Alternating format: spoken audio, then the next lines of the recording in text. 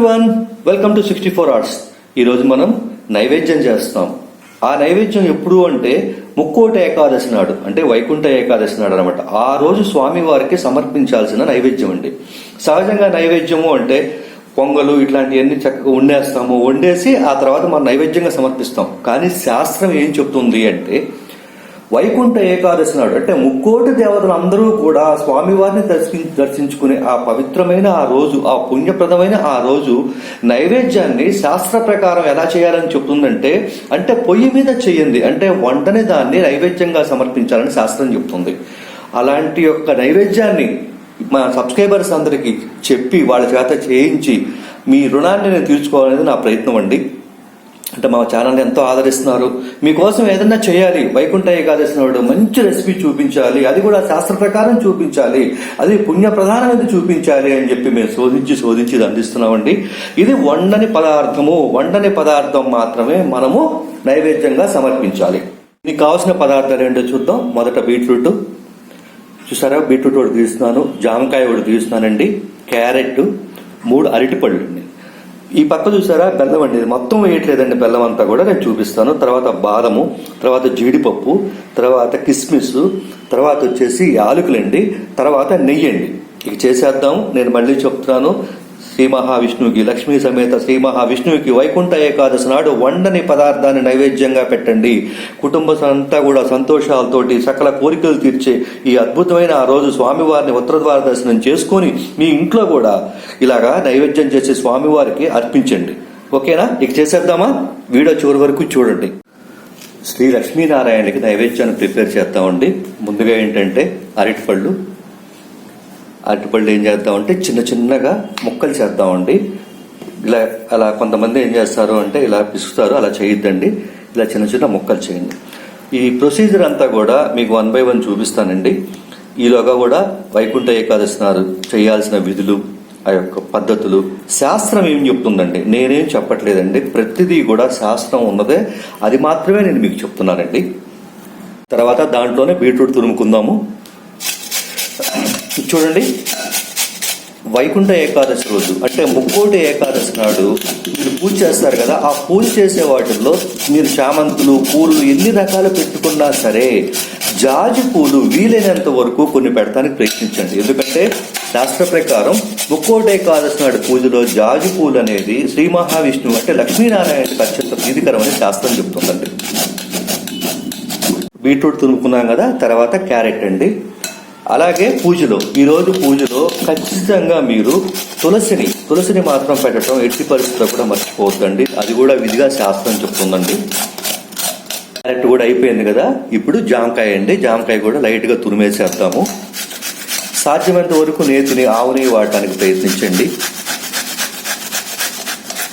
జామకాయ కూడా తురిమేసుకున్నాం కదా, ఇప్పుడు బెల్లం అండి. ఏమంటే ఈరోజు మీరు ఎట్టి పరిస్థితుల్లో ఉపవాసం ఖచ్చితంగా ఉండండి. భక్తి మాత్రమే కాదండి, సైన్స్ కూడా ఏం చెప్తుందంటే సూర్య చంద్రులు, అంటే నేను సైన్స్ జోలికి వెళ్ళట్లేదు, సూర్య చంద్రులు ఆ గమనాల్లో చాలా మార్పులు వస్తాయి. ఈ మార్పులు వచ్చినప్పుడు ఇక్కడ ఉన్న మన భూ వాతావరణంలో కొన్ని తేడాలు వస్తాయి. ఆ టైంలో భోజనం చేయకుండా ఉంటే మంచిది అని చెప్పి సైన్సు చెప్తుంది, శాస్త్రము చెప్తుందండి. అలాగే వండని పదార్థాన్ని మనం పెడుతున్నాము. మీ అందరూ ఇది చేయటమే కాదు, నైవేద్యంగా సమర్పించడమే కాదండి, మీ వాళ్ళందరికీ దయచేసి ఈ వీడియోని మాత్రం పంపించండి. ఏమండి, నేను ఎంత ఇదిగా ఎందుకు చేస్తున్నాను తెలుసా? నేను చేయటం కాదు, మీ అందరు కూడా సమర్పించాలి స్వామివారికి, మీ అందరు కూడా చెయ్యాలి, అసలు తెలవాలి, మీరు చెయ్యాలి. మీరు చేస్తుంటే మీ పిల్లలు చూసి, అమ్మా ఏంటమ్మా ఈరోజు నైవేద్యం అంటే ఈరోజు స్వామివారికి వండని పదార్థం పెడుతున్నారమ్మా, ఈరోజు పెట్టాలమ్మా అని చెబితే మీరు చెప్పే ఆ ఒక్క మాట 100 సంవత్సరాలు బతుకుంటుందండి. తర్వాత కిస్మిస్ వేసేద్దామండి దాంట్లోనే. తర్వాత జీడిపప్పు కొద్దిగా చిన్న ముక్కలు చేసి వేసేయండి. ఏమండి, అలాగే దీంట్లోనే కాదండి, మీరు దీపారాధన చేసేటప్పుడు కూడా ఆవు నెయ్యినే వాడండి. ఏమండి, నేను మళ్ళీ చెప్తున్నానండి, చాలా మంది చేసే పొరపాటు ఏంటంటే మనం మంచినీళ్ళు తాగుతాం, మినరల్ వాటరే కదా మనం తాగేది. కానీ భగవంతుడికి అభిషేకం చేయాలి అనుకుంటే ఏవో నీళ్లు తీసుకొచ్చి పోస్తాం. అలాగే నూనె దీపారాధన చూసారా, ఏ నూనె పడితే ఆ నూనె తీసుకొచ్చి పోస్తామండి. ఏమండి, మనం తినేటప్పుడు మాత్రం అద్భుతంగా క్వాలిటీ చూసుకొని బ్రాండ్ చూసుకొని మనం తింటామే. ఎప్పుడో ఒకసారి స్వామివారికి పూజ చేస్తాము, అప్పుడు కూడా మనం కనీసం ఏది దొరికితే ఆవు నెయ్యి అని చెప్పి ఒకటి ఇవ్వగానే మీకు కొనేసేసి చేసేస్తారు. కానీ అదే మీరు తినాలి అనుకుంటే, మీ భోజనంలో వండాలి అనుకుంటే మీరు ఏం చేస్తారు? అది వేస్తారా? వెయ్యరు కదా. దయచేసి అర్థం చేసుకోండి. స్వామివారికి పెట్టేది ఎప్పుడూ కూడా అంత భక్తితోటి అంత ప్రేమతో పెట్టండి. తర్వాత జీడిపప్పు బాదం పప్పు కూడా మనము చిన్న చిన్న ముక్కలు చేసేద్దామండి. అయిపోవచ్చింది. ఇలా నేను చేసే ప్రతిసారి కూడా నేను ఒక విషయం చెప్తూ ఉంటాను. నేను మళ్ళీ చెప్తున్నాను, ఈ వీడియోని మాత్రం మీ వాళ్ళందరికీ షేర్ చేయండి. అది చేస్తే వాళ్ళు ఆ రోజు ఆ నైవేద్యం పెట్టుకుంటే చాలు కదా మనకి. అంతకంటే మనకు కావాల్సినవి ఏమని చెప్పండి. తర్వాత యాలకుల పొడి వేసేద్దామండి. ఈరోజు దర్శనం రోజు అంటే ముక్కోటి ఏకాదశి నాడు నెయ్యి అండి. ముక్కోటి ఏకాదశి నాడు వీలైనంత వరకు కూడా కుటుంబంతో అంటే పిల్లలందరితో కలిపి కుటుంబం అంతా కలిసి దర్శించుకోండి.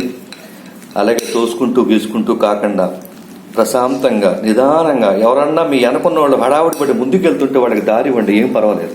అంత తొందర దేనికి? కాబట్టి ఎప్పుడో మనం ఒకసారి వెళ్తాం, అది సంవత్సరానికి ఒక్కసారి ఆ దర్శనాన్ని చేసుకోండి.